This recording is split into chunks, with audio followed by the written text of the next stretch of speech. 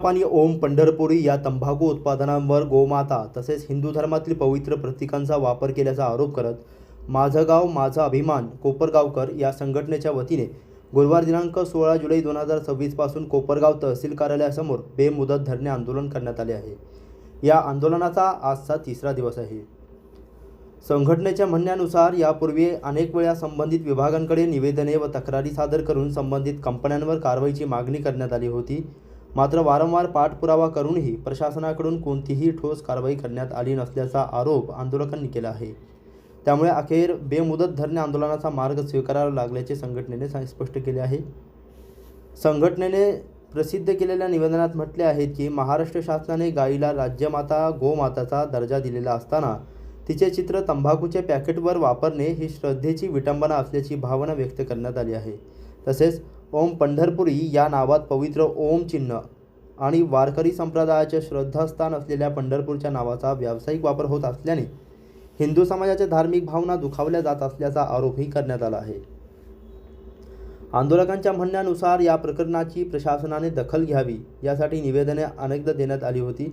मात्र अपेक्षित कारवाई न झाल्याने 16 जुलैपासून बेमुदत धरणे आंदोलन सुरू करण्यात आले आहे। संबंधित कंपन्यांवर योग्य ती कारवाई होईपर्यंत आंदोलन सुरूच ठेवण्याचा इशाराही संघटनेने दिला असून 23 जुलैपासून आमरण उपोषणाचा इशाराही देण्यात आला आहे। दरम्यान या आंदोलनाला कोपरगाव विधानसभा मतदारसंघाचे आमदार आशुतोष काळे यांनी भेट देत आंदोलक विनय भगत, मयूर आव्हाड, अमित आढाव आणि विजय जाधव यांची भेट घेतली।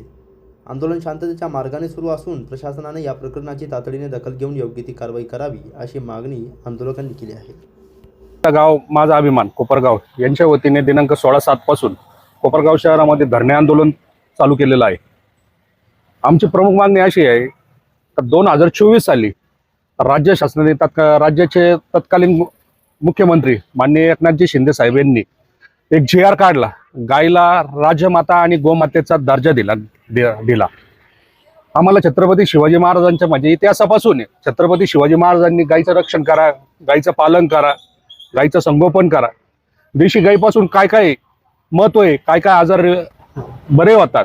हिंदू संस्कृतीमध्ये गायीला पूजनीय मानलं जातं। गायीच्या पोटामध्ये 33 कोटी देवदेवता आहे असे संबोधणारे आम्ही गायीला आई मानतो।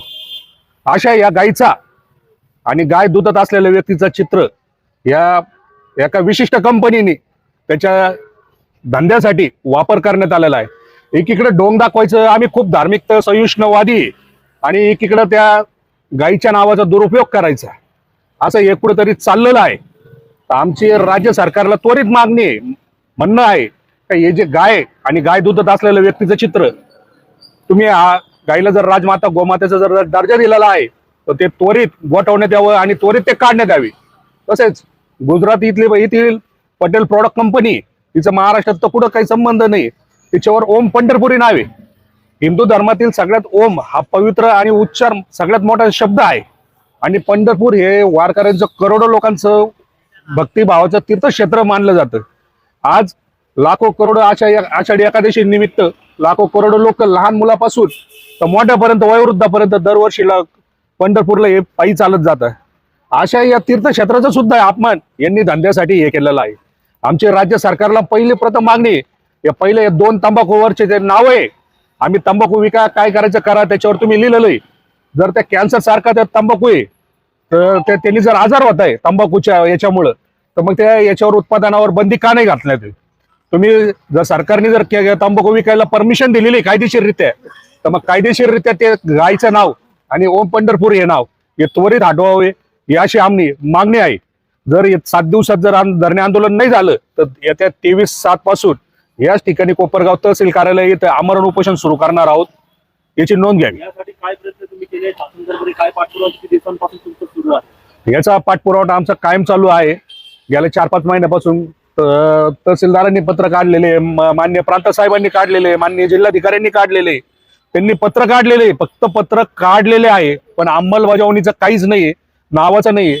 आणि जे कंपनीचा मालक आहे तो गेंड्यासूर सारखा बक्कासूर सारखा आहे।